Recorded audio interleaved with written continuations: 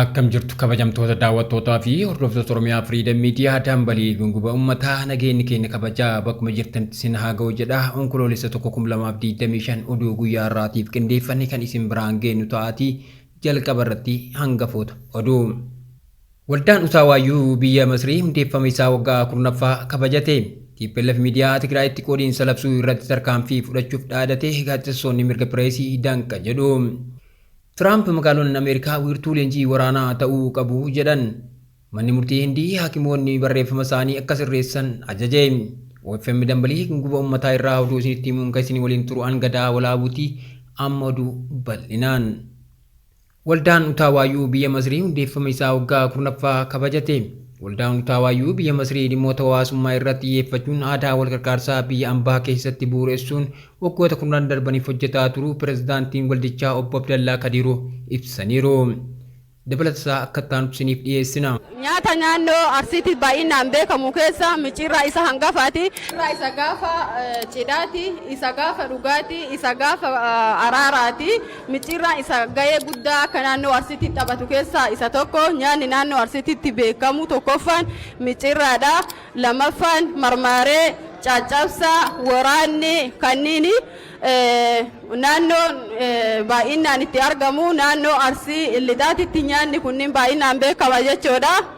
Waan muka biyya jiru mana ijaaraadha akkuma jedhamu sanii dubartoonni sikkoo mandoo yoo dhugaa dubbanne jechuu fakkeenya dubartoota addunyaati jechuu kan danda'amuu fi biyya ormaatitti aanan maalummaa isaa hin beekne bifa aananiitti jijjiirree jechuudha. Aannan itittuu biyyaa fakkeessinee warra dhiiraallee ta'e wal sooraa jirru asumaan hedduu ofiin boonna galatooma isin jenna dubartoonni sikkoo mandoo akkasumatti. Waldaan Utaawaayuu biyya Masrii dhimmoota hawaasummaa irratti xiyyeeffachuun aadaa wal gargaarsaa biyya ambaa keessatti bu'uureessuun waggoota 10 darbaniif hojjetaa turu pirezidaantii waldichaa Obbo Abdallaa Kadiroo ibsanii. Moggaasa maqaa Utaawaayuu jedhu irratti ibsa kan kennan pirezidaantiin waldichaa Arsee ilmaan 2 sikkoo mandoo jedhaman dhaale sikkoo ilmaan 5 dhaale mandoo ammoo ilmaan 7 dhaale jedhan ilmaan 7 mandoo dhaale keessaa Utaawaayuu ilma tokko ta'uu ibsanii. Utaawaayuu duudhaa Oromoo Arsee isa ganamaa qabatee uummata jiraatu ta'uu ibsuun har'a aadaa fi duudhaa abbootii isaa uummata itti fufsiisaa jiru ta'uu ibsaniiru. Aadaa duudhaa fi dilbii seenaa uummanni Utaawaayuu dhalootatti dabarsaa jiru hordofee moggaasni maqaa Utaawaayuu jedhamu waldaa kanaaf kennamu himanii. Waldaan Utaawaayuu fulbaana 2015 akka lakkoofsa Awurooppaatti kan hundeeffame wayita ta'u kaayyoon hundeeffama isaa deeggarsa namoomaa namoota rakkoo namoomaa jireenya baqaa keessatti isaan mudateef gargaaruu fi tola ooltummaa babal'isuuf ta'uu ibsanii. Kaayyoo hundeeffama waldichaa irratti hundaa'uun miseensonni waldaa Utaawaayuu waggoota 10 darban deeggarsa namoomaa bal'aa namoota biyya baqaa keessatti rakkoon fayyaa fi rakkoowwan dhiboo isaan mudateef taasisaa turuu ibsaniiru. Pirezidaantii waldichaa Obbo Abdallaa Kadiroo miseensota waldaa Utaawaayuu waggoota 10 darbaniif kaayyoo waldichaa milkeessuu keessatti shoora olaanaa taphatan galateeffatanii. Hundeessitoota waldaa Utaawaayuu keessaa tokko kan ta'an Sheek Abdulkariim Ogaatoo miseensota waldaa Utaawaayuu maraan baga hundeeffama waldichaa waggaa 10ffaa geessan jechuun gara fuulduraatti kaayyoo waldichaa kana caalaa bal'isanii hojjechuuf karoora akka qaban ibsanii. Sirna kabaja hundeeffama waldichaa waggaa 10ffaa irratti aadaan simannaa dubartootaan dhiyaatee jira. Nyaanni aadaa Arsii kanneen micirraa, caccabsaa, buraatoo, marmaree, shakaka, aannan alaqanaa fi kanneen dhibaa bal'inaan ayyaana kana irratti dhiyaateera. Sirna kabaja hundeeffama waldichaa waggaa 10ffaa irratti namoota deeggarsa namoomaa irratti shoora olaanaa taphataniif hawaasa tajaajilaniif beekamtiin kennameera. TPLF miidiyaa Tigraayitti qoodiinsa labsuu irratti tarkaanfii fudhachuuf dhaadate gaazexeessonni mirga pireesii danqa jedhu. Paartiin bilisa baasaa uummata Tigraay miidiyaa qoodiinsa labsuu fi ajandaa diinaa tamsaasuu irratti tarkaanfii duubatti hin deebine fudhachuuf murteesseera jedhe. Dabalata isaatiif Xubaa Bunee. Bilisa baasaa uummata Tigraay TPLF miidiyaa qoodiinsa labsuu fi ajandaa diinaa tamsaasuu irratti tarkaanfii duubatti hin deebine fudhachuuf murteesseera jedhe. Kun immoo gaazexeessitootaa fi abbootii miidiyaa naannichaa sodaa keessa galcheera. Akeekkachiisni kun kan kenname torban darbe magaalaa Maqaleetti yeroo TPLF fi gaazexeessitoota waliin mari'atanitti gaafatamtuu waajjira paartii TPLF Aadde Fatlaworq Gabra Egzaabeeriin wayita ibsa kennanittidha. Aadde Fatlaworq miidiyaa maqaa eeruu baatanis hiriira waraanaaf waamicha godhuu fi garee amanamummaa dhabeef afaan faajjii godhu jechuun miidiyaa tokko balaaleffattee turte. Paartiin Adda Bilisummaa Uummata Tigraay fi raayyaan waraanaa gocha akkanaa irratti tarkaanfii fudhachuuf walii galuu isaanii murteeffachuu ibsite. Miidiyaan Tigraay keessatti wal mormii paartilee keessa seenee jira kan jette Aadde Fatlaworq hayyoota beektota qaamolee siyaasaa fi namoota miidiyaa irratti beekamtii qaban qeeqaa turte. Namoonni tokko dhalattoota Tigraay jechuun shakkii keessa kan nama galchuudha jette. Akeekkachiisa kanaa achii dhimmi nu obsinuuf hin jiru jechuun ibsite. Hooggantoonni miidiyaa dhuunfaa ammoo jechoonni kun mirga miidiyaa irratti balaa kan fidu ta'uu himan.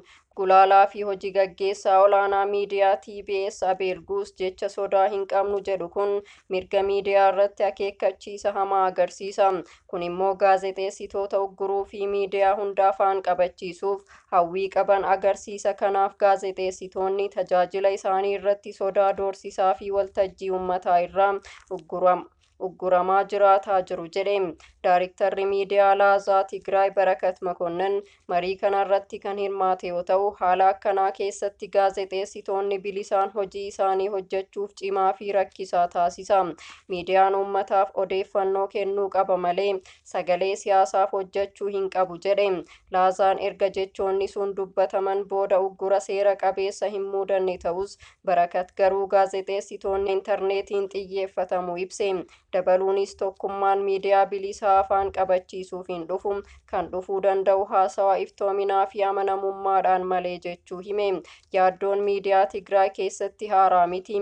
Bitootessa 2023 gaazexeessitoonni hedduun kan miidiyaa Dimtsi Wayyaanee miidiyaa TPLF'n dhuunfame magaalaa Maqaleetti argamu hojii isaanii irraa ugguramuu isaanii gabaafamaa ture.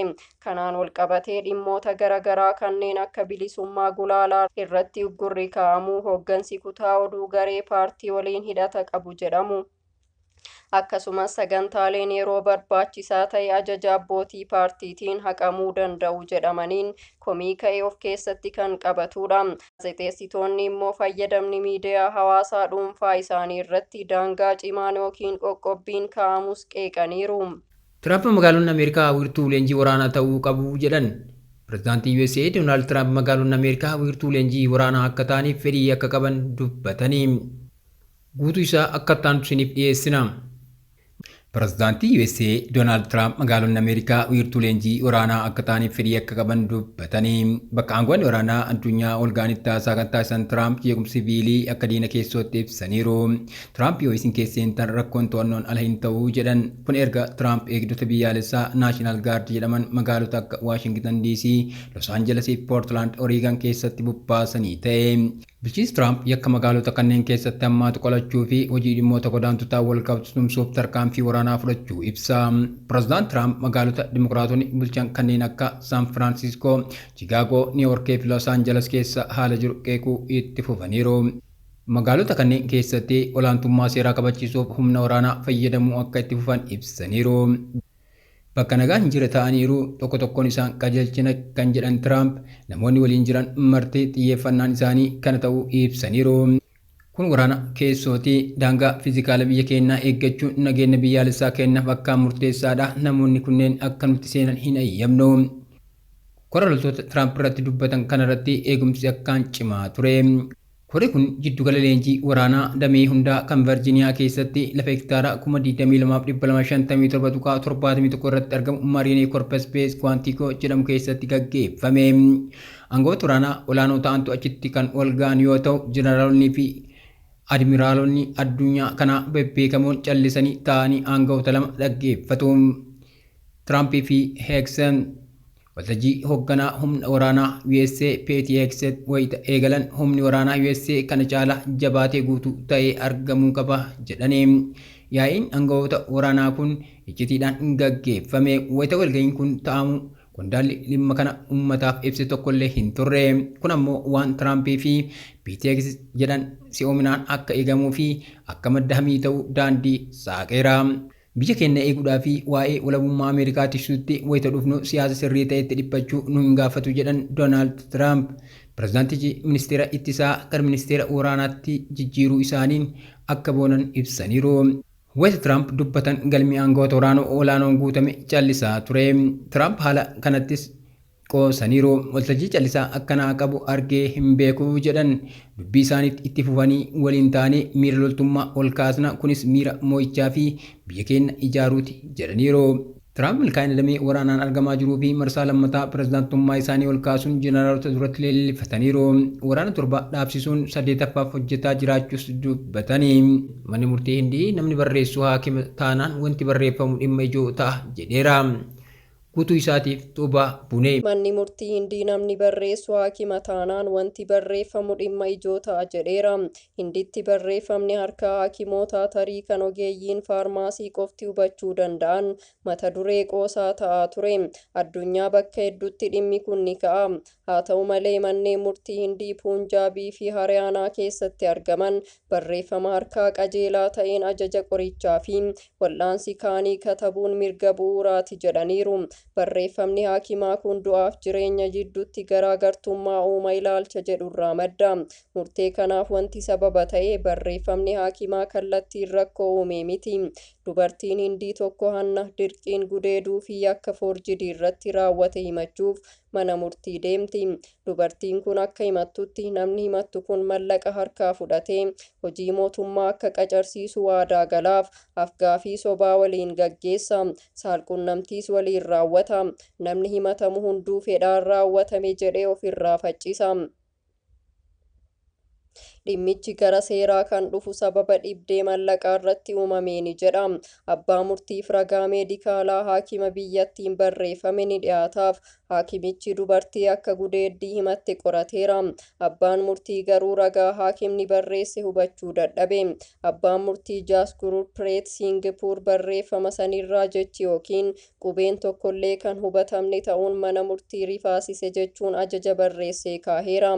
Bara teeknoolojii fi koompiitarri salphatti argamu haakimoonni mootummaa harkaan barreessuun sanuu tarii ogeeyyii faarmaasii muraasa malee kaan dubbisuu hin dandeenyu jechuun rifaasisaadha jedhan abbaan murtee kun.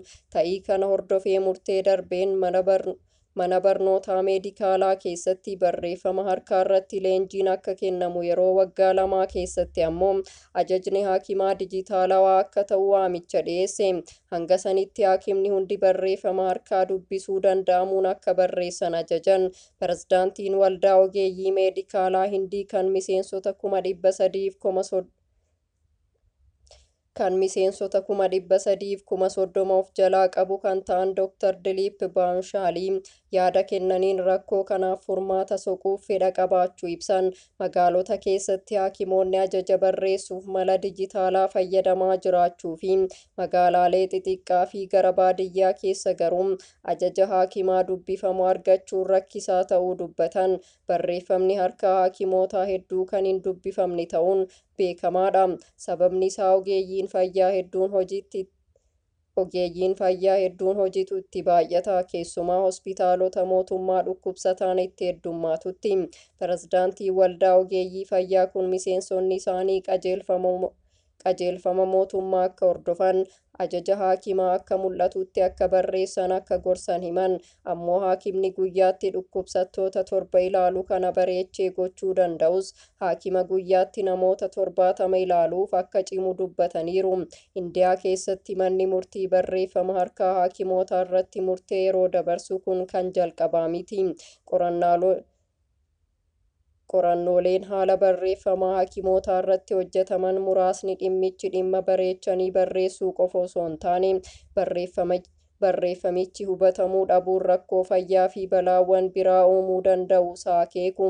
Bara 1999 gabaasni Inistituutii Meedikaalaan bahe tokko akka agarsiisutti dogoggorri meedikaalaa 44,000 US keessatti uumame sababa du'a silaa hanqifamuu danda'u ta'eera jedha. Kana keessa ammoo duutii 7,000 ta'uu barreeffama akka ta'utti hin dubbifamneen uumame jedha. Dhukkubsattoonni ajaja qorichaa barreeffama hin dubbifamneen barraa irraa kan ka'e dhibeef kan saaxilaman illee hedduu ta'uu gabaasaaleen ni himu. Jamtoota daawwattoota keenya tamsaasni keenya akka namoota hedduu bira gahuuf peejii keenya follow share gochuun akkasuma YouTube chaanaalii keenya subscribe godhuu hin dagatinaa. Oduun guyyaa kanaaf qabanne kanneen turanii waan nu daawwattaniif galatoomaa.